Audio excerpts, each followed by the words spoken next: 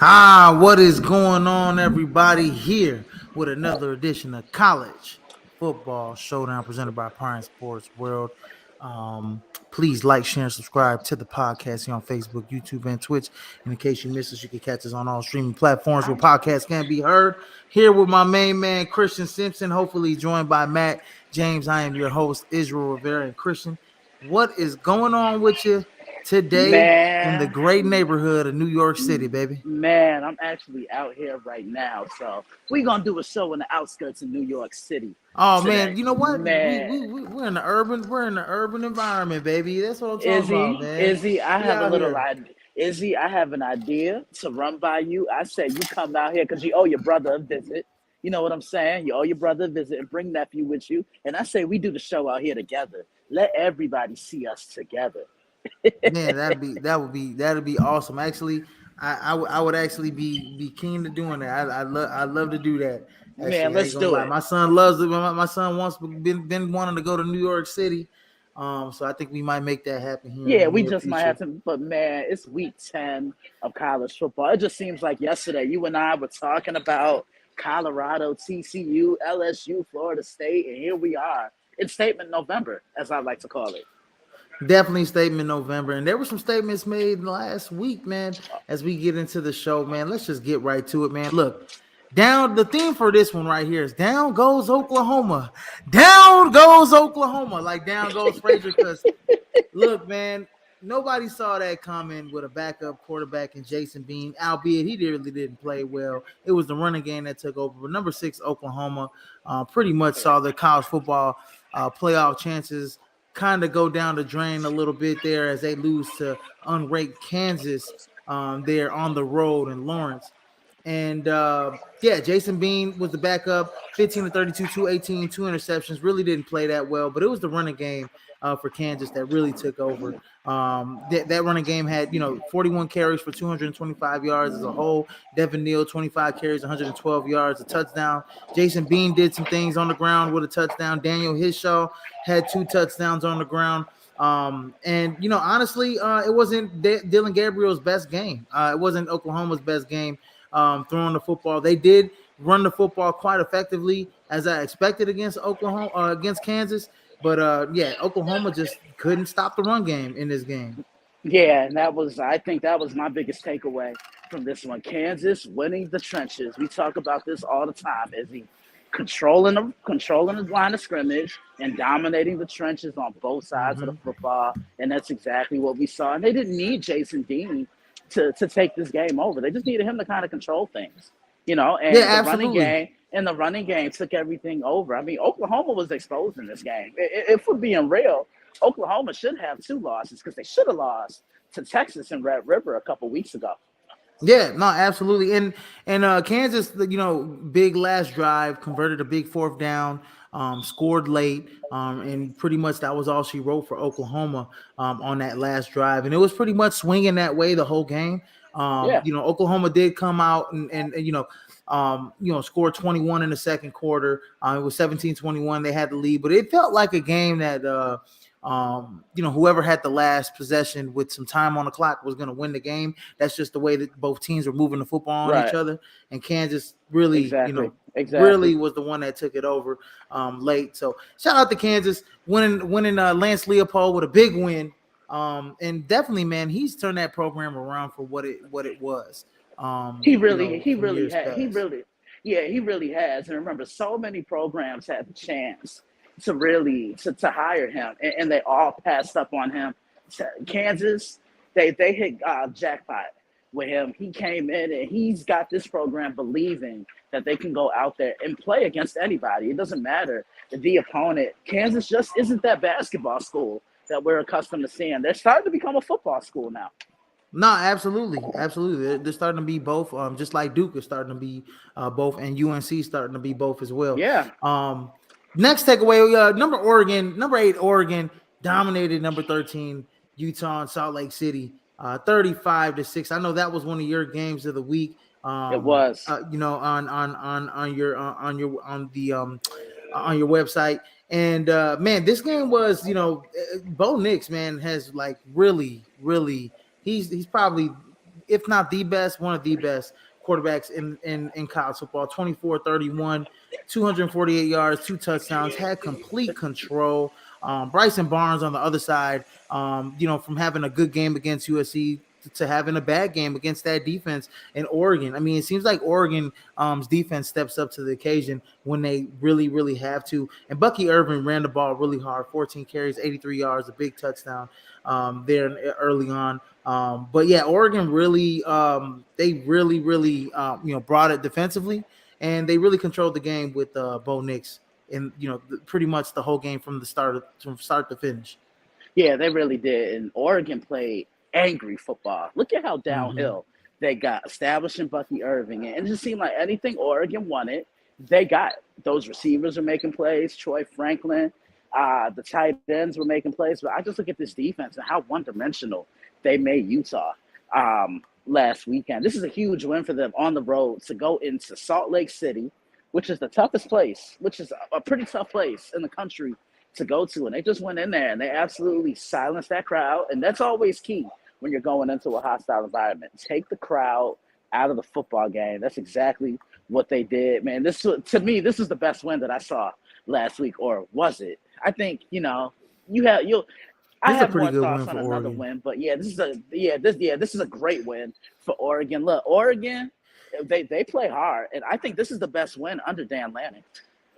Matt, you have I know Matt James just joining the show, ladies and gentlemen. Any thoughts on this game? Hey, how's it going, guys? Yeah, Good. I mean, just to fill in on this, yeah, it's a statement game for Oregon. I mean, they needed to go into Utah and show who they truly are. And I mean, Utah, being at home, could have done that to them, but they didn't show up. So yeah, big credit to Oregon all around. I mean, they dominated on both sides of the ball and I showed who they really can be. and this season for Utah, and this is for both of you guys, right? This season for Utah is pretty much a what if season, right? It's what if Cam Rising was healthy. It's what if Cam Rising was playing quarterback for the Utah Utes, right? Right, Because right. with that defense and Cam Rising coming back the way he played in the last 2 years, I expect them, this year, to maybe take a medical red shirt and come back next year strong. But if Cam Rising played this year with that defense, I think Utah would have had a really good shot at being in the college football playoff, in my opinion. Just because of how physical that defense is. Kyle Whittingham has such a great style, and that style is a Big Ten smash mouth type of style of defense and offense, and they can run the football when they have some good quarterback play. We saw it this season. We've seen it this season. And if I'm sorry, I think we lost Christian. And if Cam Rising was playing, I think it would be a whole different story. So that's Yeah, just me. absolutely could be. I mean, Utah. I mean, they could be undefeated right now. You never know. I Absolutely. mean, it's Yeah, a no. what if type situation. Utah definitely could be undefeated. But kudos to them for picking up the pieces and playing, some really competitive football, without their leader on offense. Third takeaway, no Brock, no problem. As number one, Georgia defeats rival Florida on neutral site field in Jacksonville, 43-20. This is the first game without Brock Byers pretty much in a couple years here for Georgia. But they didn't waver at all, especially even going down early 7-0 to Georgia. And I'll say this game right here is what we expect Georgia to be, right? Carson Beck, 1928, 315 yards, 2 touchdowns, and then on the ground, 38 rushes, 171 yards, 3 touchdowns by, Dewan Edwards, Kendall Milton, all touching the ball. Dewan Edwards with 2 touchdowns. Georgia was just physical. I mean, the early touchdown there by Florida, by Graham Martin them in Florida, was pretty much, that was all she wrote. After that first, hit, it was Georgia all the way for the rest of this game. Yeah, and that's what Georgia does. They make you think you have a chance, saying, "Ha, that's cute," and then they establish themselves at the line of scrimmage and they play that physical brand of football. I'm going to tell you both something, Izzy and Matt. This was the best I've seen Georgia look all year long. They were Yes. dominant. They were Yeah, physical. absolutely. And, the headline is perfect. No Brock, no problem. Others stepped up. Look, we all played football. And what's the saying our coaches always probably told us? The next man up. When one Next guy's man up. down, the next man has to Hey, stand up. And watch who this offense travels through. Late McConkey. He's going to be the X Yep. factor until Brock Bowers gets back. I said that is the biggest Yeah. next man up is Lad McConkey. He's a walk on. He's a true play. He's got an incredible story. And Lad McConkey is super underrated as a football player, and he showed himself against rival Florida in this game. He did. Yeah, he definitely did. This is a great win for Georgia. This is 25 wins in a row, and I think they're just starting to heat up. Everybody's saying, look, they didn't look all that great early on in the year, but look, man, what do championship teams know to do? They're known to flip that switch and amp it up, like Matt just said, when it matters most. Yep. Absolutely. And on the other side, Florida, like I said, they were just outmatched. Graham Mertz, one of the more accurate quarterbacks in college football. And Ricky Pearsall, one of the better wide receivers in college football, but they just didn't have enough for Georgia early on. Georgia just kept coming and kept coming and kept coming. And Carson Beck really showed why he's, in some Heisman rankings, because he can ball out too without his best weapon, and he showed it. And they really needed it in this game. Carson Beck grew up in this game. That's the best. He grew up in Auburn, but without his top weapon and Brock Bowers, who is probably the toughest mismatch in the country, he really grew up and he really stepped up when his team needed him to. Absolutely, man. So next takeaway, number 3, Ohio State defeated Wisconsin there in Camp Randall in Madison, 24-10. I thought this was a big game here for Ohio State, going into a hostile environment, and they actually catapulted themselves all the way up to number 1. Establishing themselves. Cal McCord, not so much of a good game. He still has those turnover issues, right? 2 touchdowns, 2 interceptions, 226 yards of 17 to 26 passing. But a big story, Travion Henderson really put his fingerprints all over this game. 24 carries, 162 yards, 1 touchdown. And you're starting to see him as he gets healthy. He comes back. This is his first game back in a few games, right? As he starts to get healthy, we know how big of a game changer he is, and we already know this guy, Maserati Marv. 6 receptions, 123 yards, and 2 touchdowns. He's establishing himself. He's definitely going to get a ticket to New York City for that Heisman Trophy ceremony. Marvin Harrison has been probably the best college football player in the nation, outside of, that's not a quarterback. Right? Yeah. Easily. I mean, look, I think he is the best non-quarterback in college football. The impact he has, and you think you have him contained, but you look at the stat sheet after the game, and he has 8 catches for over 130 yards. Look, he's tactical like his father was, and his father is one of the best I ever saw do it. Marvin Harrison. I mean, look, we could sit here all day and talk about Marvin Harrison, but to me, he's a more athletic Julio Jones, and that's saying something, because we remember how, he's 6'4". That's why I give him the Julio comparison. Like, someone tried to compare him the other day, I know, to AJ Green. I'm like, no, he's way quicker than AJ Green ever was in his career. All you see between him and AJ Green, they're the same height. Both are 6'4", but now Marvin is quicker. He has better hands. He has a wide catch radius. He catches everything thrown in his direction. Like, this kid is the real deal. And Matt, go on ahead. Yeah, I mean, going off of what Christian said, yeah, he is the real deal. I mean, I can't wait until, hopefully the Bears draft him next year in the draft. So, I mean, Camp Randall is never an easy place to play, no matter, how good the Badgers are. I mean, they're a solid team this year. So Ohio State going in there, making a statement, and 2 of their top players, and Henderson and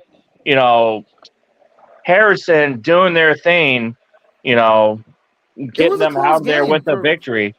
It was a What? close game majority. It was a close Yes. game majority of the game. I mean, it was tied 10-10 in the third. Going into the fourth, they were only down one score, and Travion Henderson really sealed the deal late in the fourth quarter with that 33-yard touchdown run.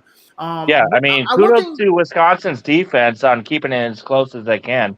man, absolutely. I was really impressed with Wisconsin defense. Pretty much. I mean, they weren't able to stop a lot of people, but they were able to turn Kyle McCord over in certain situations, which gave Wisconsin some confidence, which gave them some good field position, Some and life. so Yeah. yeah, and some life and some good field position, and that's one thing that if I have to make a knock, because this defense, in my opinion, is probably the best defense, probably the best defense in college football, in my opinion. The way they can stop the run, the way they can really slug it out with you, the way they can control the trenches. Tommy Eichenberg is one of the best linebackers in college football. They got Hmm. JTT, who I know was a little banged up, who got a little bit banged up in this game. Mhm. Braylon Allen on the other side got a little bit banged up too as well. I mean, he was running it 5 yards a pop, but he wasn't really,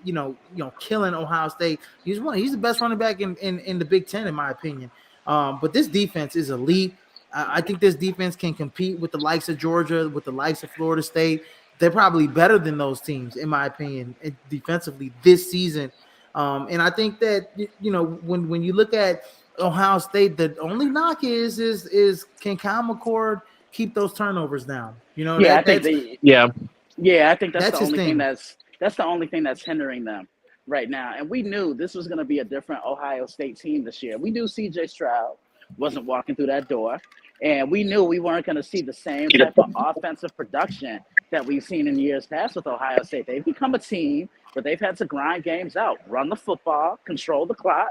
All the young quarterback has to do is just take care of the ball, and in this instance, he didn't. And the defense is going to handle the rest. And thank God for Jim Knowles, you guys, because Ryan Yeah. Day, that's the best thing that Ryan Day could have done was Yeah. hiring Jim Knowles. Remember, in Mhm. 2021, this Ohio State defense couldn't stop anyone. Last year, they rushed 6 for their pass rush. This year, they're getting home with 4, and they're keeping a spy in the middle, and they're dropping everybody back in coverage.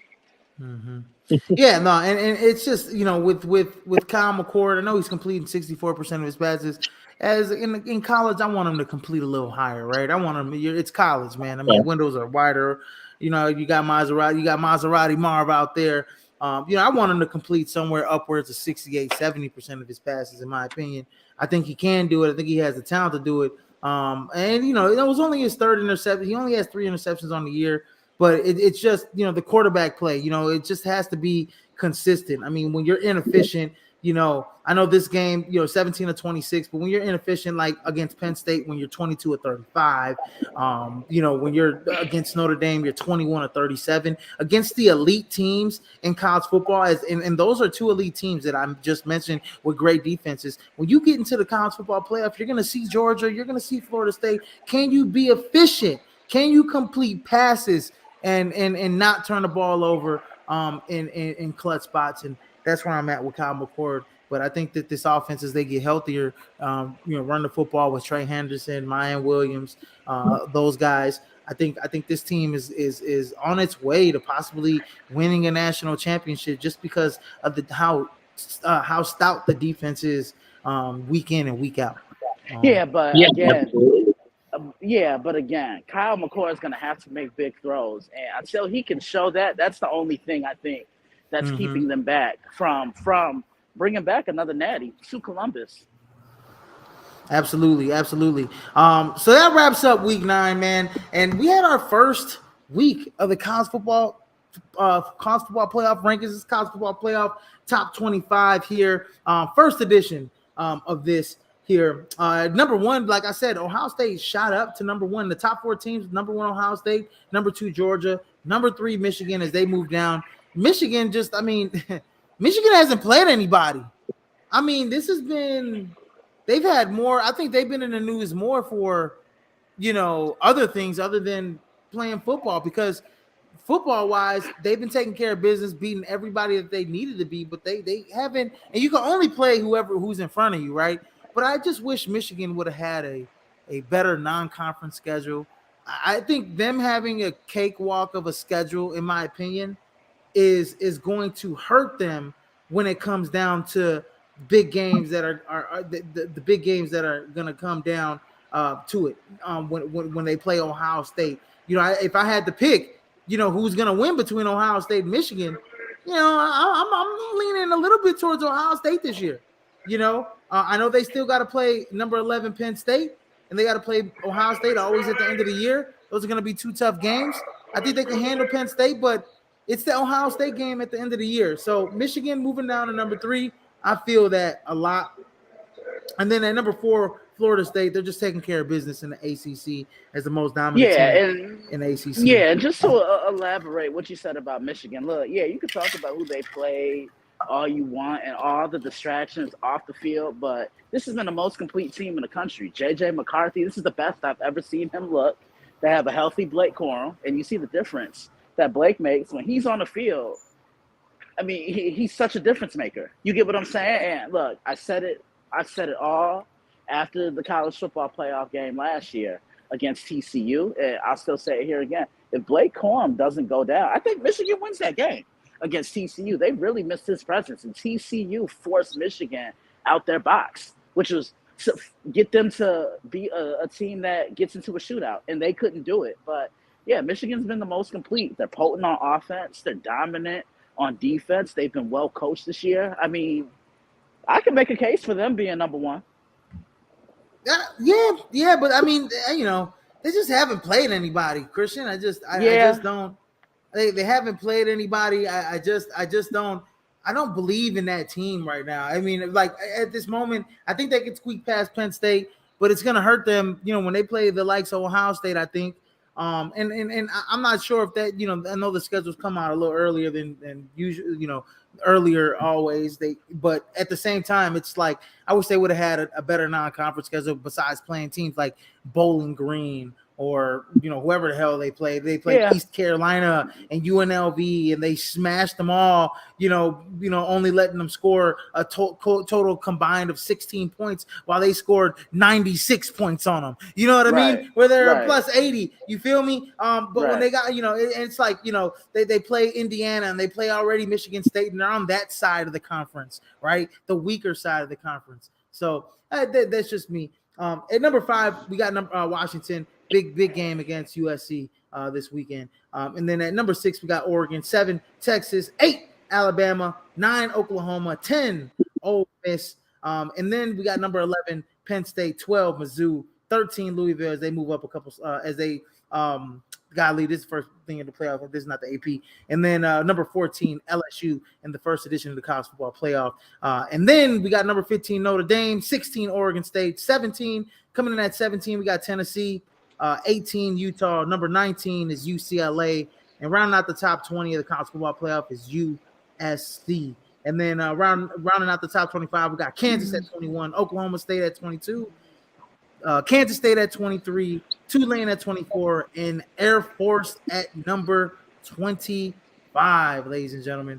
So that is the college football top 25, as I expected to shake up a bit this weekend. And as we get to our week 10 games to watch, what an eventful weekend of college football. I think it's probably the best weekend in college football, in my opinion, with some really, really big games here on the slate. And I'm going to start off with number 15, Notre Dame, going into Clemson to play Clemson. This should have been a top 10 matchup, but both teams slipped up. Clemson with a down year this year.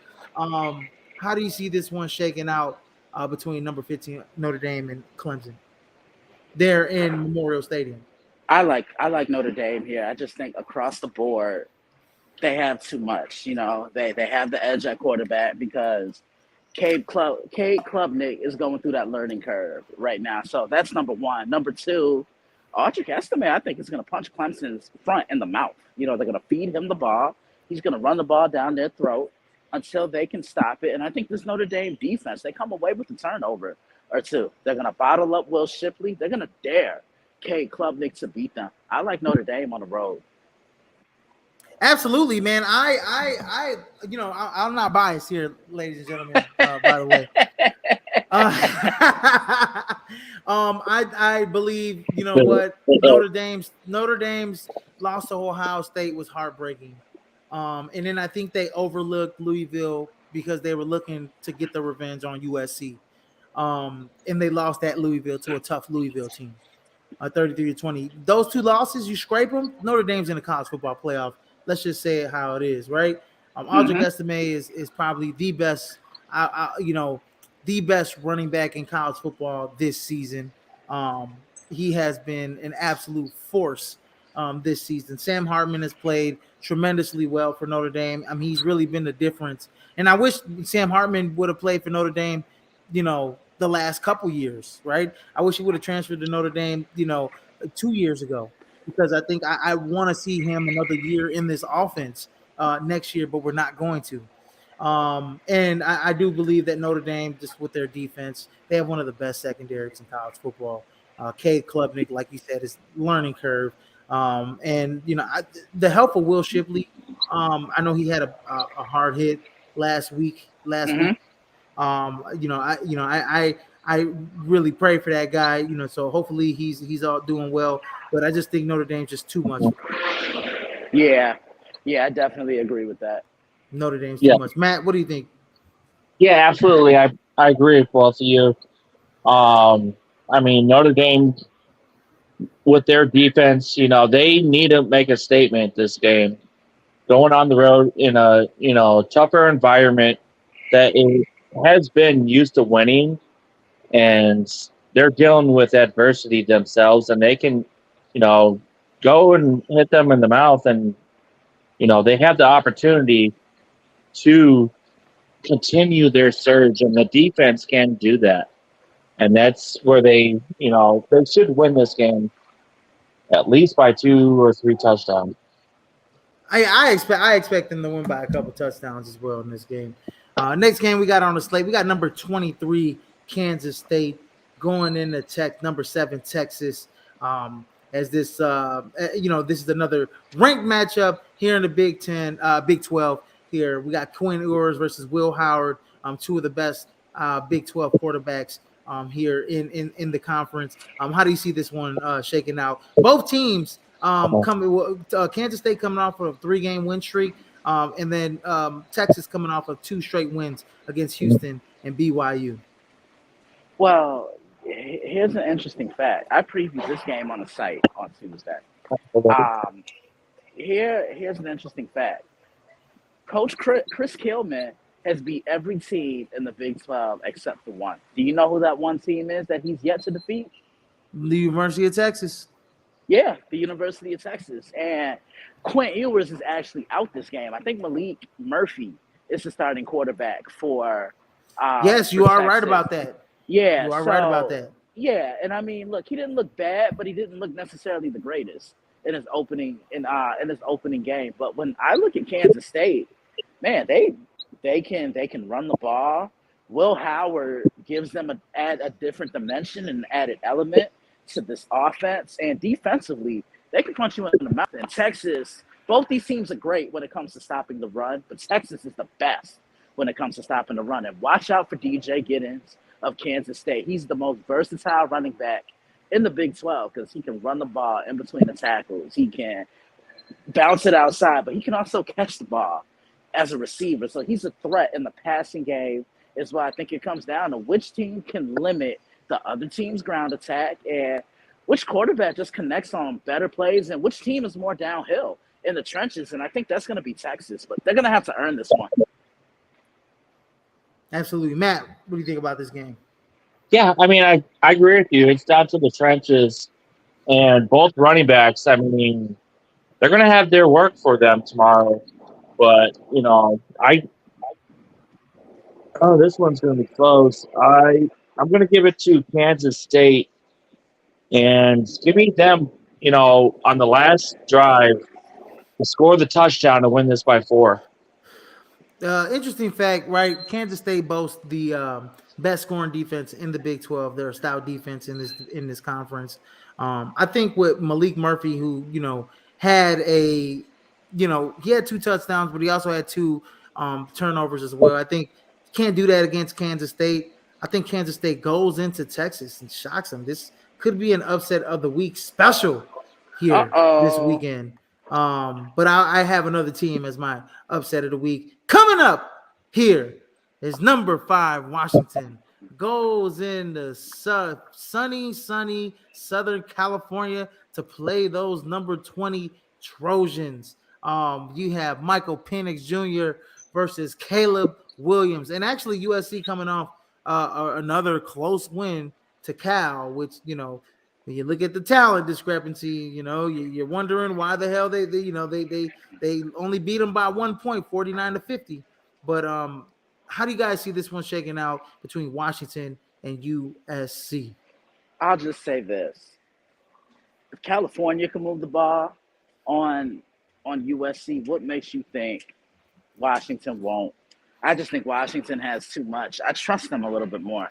Penix is playing well, and Caleb Williams has been up and down the last couple of games because I think he's been figured out.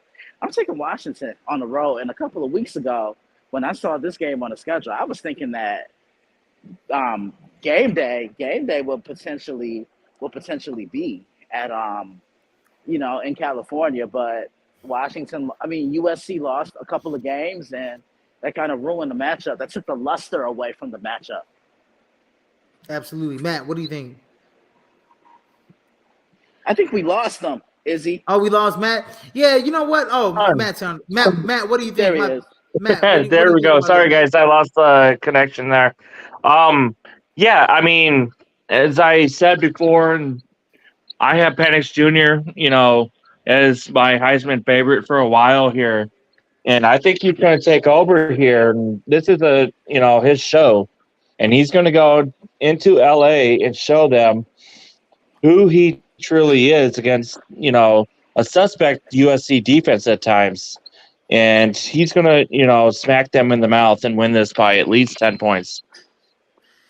Yeah, I wouldn't say sometimes. I'd say a suspect USC defense all the time. They're completely undersized on the defensive line. They almost every game defensively, it seems like they can't tackle, they can't cover anybody, and offensively, they're built to be in track mates, but at the same time, they don't bode well against physical teams. Not saying that Washington is the most physical team. I think this one's going to be a high scoring game. Washington's had some troubles though the last couple of weeks, right? They had some troubles with Oregon at home, right? They barely beat them 36-33. They had some trouble with Arizona State, right? 15-7. Matt's an Arizona State fan, he knows. And then they had some troubles last week against Stanford. They only beat them 42-33, 9-point win. And then before that, they went against before Oregon, they had a tough time playing Arizona, and they beat them 31-24. And that's a tough team, Arizona. That's a team that probably should be ranked in the top 25. But I think Washington is a little susceptible to certain teams. I think defensively they're not as stout as the other teams are in this in the nation. With that being said, I got USC winning this football game. I know this is a big game for Washington. This is a game that Washington's going to need. This is a lot of stakes are on. For you lose this game, your college football playoff hopes are pretty much done for. In my opinion, I don't think you come back from losing to USC, who's had troubles with beating a couple teams and with many teams. I just think that it's going to be a high-scoring game. I think if Caleb Williams has the ball last, it's the team that has the ball last in this game is going to win the football game. And I think if Caleb Williams has the ball last, I think he marches down the field and he scores a touchdown and wins against Washington, depending on what the score is. Give me Caleb Williams. This is supposed to be a Heisman shootout, a Heisman, trophy shootout. This is supposed to separate. I had this game trying pretty much separating who's going to win the Heisman and who's not. This may take away from Michael Penix winning the Heisman if he loses this game. Real important game for Washington. I think USC's plays like they have nothing to lose, right? And a team that does nothing to lose is a team that is most dangerous, I think, in college football. Give me the Trojans to win this football game. It's actually my upset of the week. I don't even have to talk about the upset of the week after these games of the week or games to watch. I just think USC is going to beat Washington. So lock that in, everybody. I was right last week on my last upset of the week with Arizona beating Oregon State. So go ahead and lock this one in for USC to beat Washington this week. Moving on to the next game, we got Bedlam, everybody, as number 9 Oklahoma goes into number 22 Oklahoma State in one of the biggest rivalries in college football. Oklahoma coming off a bad win against a bad loss against Kansas. Dylan Gabriel did it on the ground, but didn't do it really through the air at all. And this is the Oklahoma State team that's high-powered offense. I mean, they have a really great running back. Here in Ali Gordon, a true sophomore, has over 1,000 yards already on the season, 10 touchdowns, 7.7 per carry. He's a load to bring down. That kid out of Fort Worth, Texas, is a future first-round pick, in my opinion, out of Oklahoma State, and the long lineage of great Oklahoma State running backs to come through that program. How do you guys see this one shaking out this week? Man, I love this rivalry. So many memories. I remember breaking it down for the first time, Izzy, in 2017. That's when Baker Mayfield pretty much all but wrapped up the Heisman that year. I mean, I think that was his best game of the season. He did it on the biggest stage in against the Oklahoma State Cowboys. But yeah, you just mentioned it right there, Ali Gordon. He is arguably one of the best running backs, not just in the Big 12, but in college football. And I don't think he gets enough respect because you don't hear anything about him. I mean, he has burst. He can run between those lanes. He can bounce outside, and he's tough to bring down. Like you said, I think Oklahoma State beats them. Look, I haven't liked what I've seen from Oklahoma lately. Yeah, no, absolutely. I think this will be. I think we lost Matt again. Matt, you back there in? He is. This will be a game in which, especially if you thought Kansas was running the football well on you, wait till you see this kid Ali Gordon play. This kid is leading the nation in rushing. This kid has 10 touchdowns on the ground. I mean, he is one of the most explosive runners in college football. And this is the last final Bedlam matchup. And I think that I think Oklahoma State takes it to Oklahoma. And I do agree with you, Christian. I do agree. I think Oklahoma State wins this football game. Matt. Yeah. I mean, they've been playing really well the last few weeks. I mean, they've been stepping it up. The thing is, with Oklahoma State, when I was watching them playing ASU, they looked horrible in that win, to be honest. Like, they were lost at times. Their offense didn't know what they were doing. They're still getting their footing together, but now they have it. Oklahoma State is a strong team again, and they got their footing, but give me Gabriel and Oklahoma to go into Stillwater and win this by 3 points. I can't be mad at that pick. I mean, I think it is going to be close. Either. It's going to be but I think fight. But I think Oklahoma State does pull it off. And you can't go. It's either or. I mean, I think this is a toss up in my opinion. I don't think Oklahoma's as dominant as people think they were before they lost last week. So, well, I mean, they need to show and prove who they are after they lost. I mean, right. They need to keep their composure, keep in the top 10, and if they lose this, they're done. Absolutely. Well, I think their chances of getting in the college football playoff are over, anyways, in my opinion. But we'll see. I think we'll have one lost team in the college football playoff, and one of them will be Michigan, Ohio State. That's just me. Moving on to I'm gonna say the co-main event of the weekend, as we got number 12 Mizzou going into number 2 Georgia. This was a game last year in which Georgia almost lost in Columbia last year. It was a late surge. that won them, the football game. I believe they won that game. I think it was by what, 3 points or so.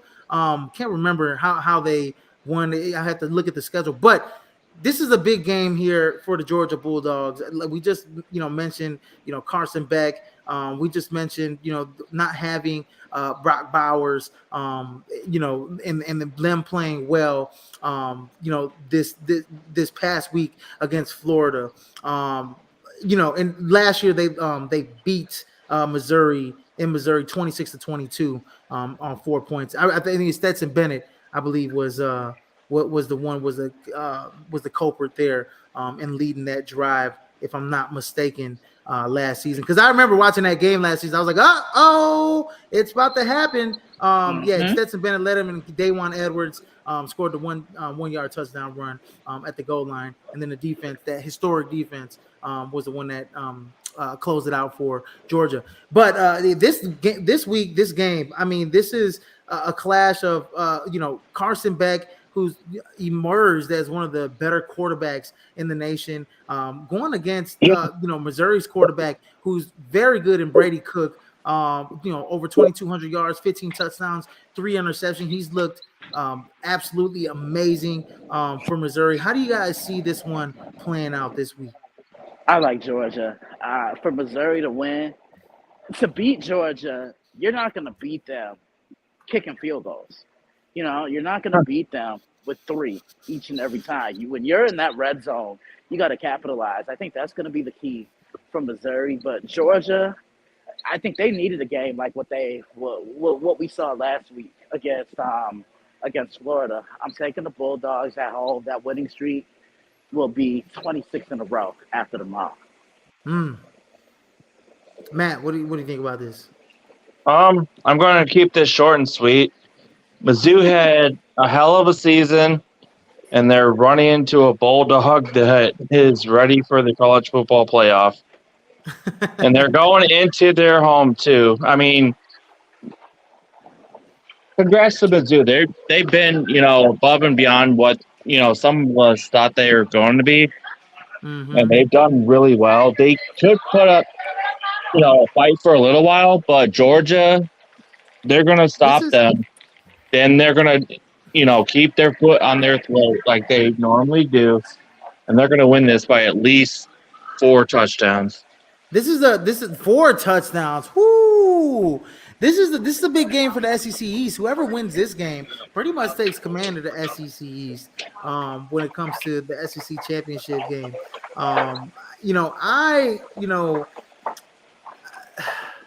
Missouri's red zone offense is pretty damn good. 97% success rate in the red zone. Georgia's top 7 in scoring defense, only allowing 14.8 points per game.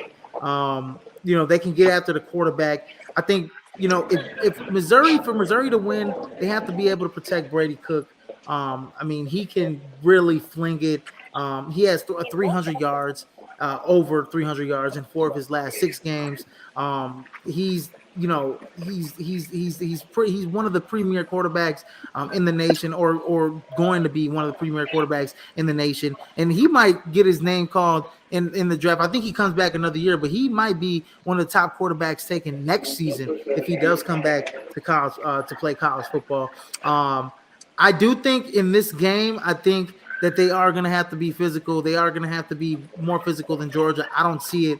I got Georgia winning at least by a touchdown, not a 4 touchdowns, but at least by a touchdown in this football game, because I do think Missouri is a little bit better than what they were last season and what Georgia saw last season. So I'm going to have to go with Georgia to win, but I think it's going to be a closer game. And now we go to our game of the week between the Alabama Crimson Tide and the number 14 LSU, the number 8 Alabama Crimson Tide and the number 14 LSU, as they go into Tuscaloosa to face Alabama. This may be a repeat of the great game that we saw last season. How do you guys see this one shaking out? As Jaden Daniels might be able to put a stamp on his Heisman candidacy with this game if he does get a win in Tuscaloosa. Is he?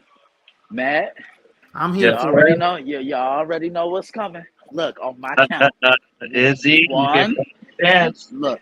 1, 2, 3. Shameless plug, Shameless baby. plug.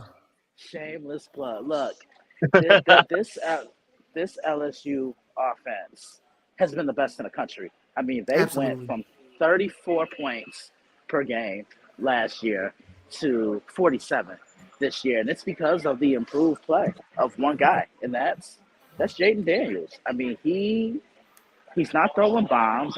I mean, he's throwing short and intermediate passes, but he's connecting on his passes, and most importantly, he's taking care of the football. I think that's the biggest takeaway in everything, and he can become the first guy to beat Nick Saban in back-to-back years. It hasn't been done, and he has a really good chance of doing it. But when I look at Alabama, the last time I saw them play, Tennessee showed you that you need more than 30 minutes to beat up on the Crimson Tide. And what do I always tell you guys? The team that adjusts is the team that's going to end up winning the football game. And that's exactly what Alabama did in the second half against Tennessee. And Jalen Milroe, he's playing out of his mind.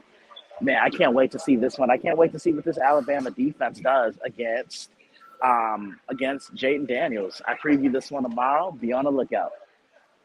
Matt, how do you see this one shaking out? Yeah, I mean, the fact that, Jaden Daniels, under Brian Kelly's watch, has grown tremendously ever since he transferred over to LSU. I mean, being, an ASU fan all my life and all, and watching him for the year he was there, he had a lot of potential there, but did not have the coaching for that. And honestly, Alabama's stepped their game up, but they've been playing, you know, kind of, the close games there that could be, dangerous. Give me LSU to go into their Tuscaloosa and beat them under Jaden Daniels and him solidifying his spot in New York in January. You know what, Matt? I totally agree with you. I think this is the best two-loss team in the nation. I think they might be better than Notre Dame. This is the best offense in the nation. Jaden Daniels leads the nation in total offense this year. I think that I think they're going to put the pressure on Alabama to throw that football. I think Jalen Milroe is going to have to make big clutch throws. I know he's been playing great of lately. They're coming off a 5-game winning streak. But I actually have LSU winning this football game and Brian Kelly beating Nick Saban twice, 2 years in a row, and Jaden Uh-oh. Daniels beating Nick Saban twice, 2 years in a row. And I think this takes Alabama out of the college football playoff. But this is a huge game for Alabama. I mean, they have to absolutely, if they can take down the best two-loss team in the nation in LSU, okay, and they set themselves up right, they can possibly be the one-loss team that I'm talking about that makes it into the college football playoff outside of Ohio State or Michigan, right? And I Yeah. think if Michigan, Yeah, I think if 100%. Michigan, and I think if Michigan loses to Ohio State, I think No. the committee will look at the whole body of work from Alabama, and I think they'd put Alabama right into the college football playoff. I don't think they'll put Texas in. I think Texas may lose. If they lose, they're done for. And I think Alabama is a team that they know that this is going to have to be a big game. They have to win. But I think that this offense is going to make Jalen Milroe work. I think they're going to force him in. The defense is going to force him into some some turnovers. And I think Jaden Daniels is going to have a field day against Alabama as he did last season. So give me LSU to beat Alabama this season again. I like this matchup for that team. Moving on Yeah. to the Heisman rankings, the top 5 Heisman rankings pretty much stayed the same. Michael Penix Jr. at the top. Number 2, Jordan Travis, staying there at the top 2 slots. And then Marvin Harrison, Maserati Marv, moving up to number 3 here in the Heisman rankings. And J.J. McCarthy moving up to number 4. And Bo Nix moving into the top 5. Bo Nix outside of, I think Bo Nix probably been playing better than Jordan Travis, in my opinion. I think when you look at the body of work that Bo Nix has played at Oregon, I like it better than Jordan Travis. And then my dark horses, obviously Jaden Daniels, Dylan Gabriel, and Carson Beck has played himself into the top 8 of the Heisman rankings. I do like Jaden Daniels to move into the top 5 if he does beat Alabama. I don't care what anybody says. That kid has been absolutely sensational this season. And honestly, man, I wouldn't be surprised if Marvin Harrison Jr. Won this award. Just if off the basis that Michael Penix Jr. If he doesn't look good against USC, if he loses to USC, I like Marvin Harrison Jr. to possibly win this award. We'll tighten this award race up, probably starting in another couple weeks as we ramp it down to only 5 candidates and probably one dark horse here on College Football Showdown, ladies and gentlemen. But that has been a wrap for College Football Showdown here presented by Prime Sports World. Please like, share, and subscribe to the podcast here on Facebook, YouTube, and Twitch. And in case you missed us, you can catch us on all streaming platforms where podcasts can be heard.